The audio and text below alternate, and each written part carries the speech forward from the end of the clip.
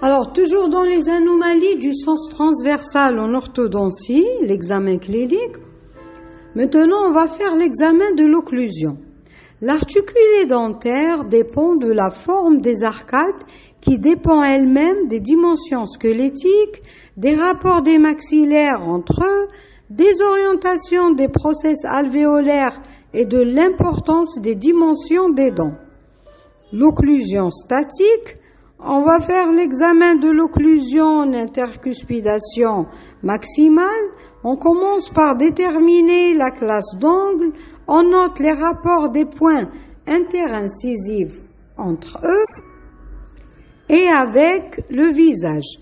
La déviation du point interincisif de l'une ou de l'autre arcade dentaire peut être une anomalie dentaire dû à un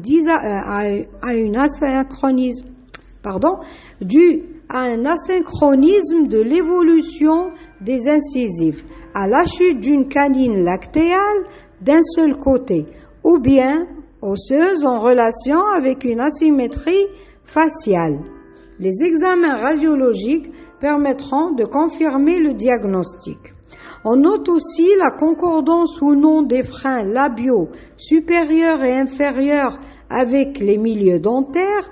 On vérifie de même les anomalies transversales de l'articulé, vestibulo-lingual au niveau des secteurs latéraux, droit et gauche, molaire, prémolaire et canine, lingoversion ou vestibulo-occlusion exagérée.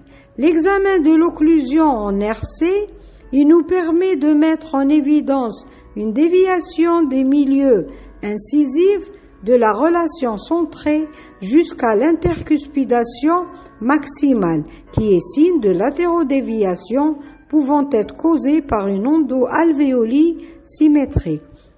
Aussi, les prématurités en denture mixte, toute canine temporaire n'ayant pas subi une abrasion physiologique, constituent l'un des signes d'un proglissement mandibulaire après 6 et 7 ans. On passe à l'occlusion dynamique.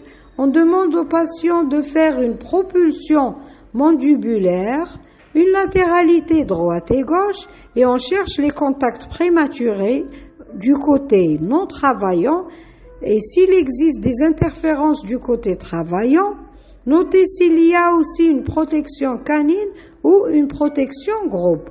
Les malocclusions localisées, on doit noter la vestibuloversion ou lingoversion, la rotation aussi, les versions et toute malposition localisée à une dent.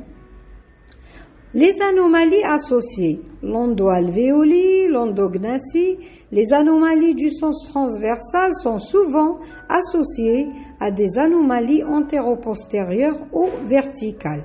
La disharmonie dentomaxillaire peut également leur être associée. Les anomalies associées dans le sens vertical, on a l'infraclusion antérieure qui est souvent associée à une endognasie ou une endoalvéolie maxillaire en relation avec une déglutition atypique et une succion digitale. La supraclusion peut être associée à une endoalvéolie mandibulaire avec une classe 2 d'angle et une occlusion en couvercle de boîte.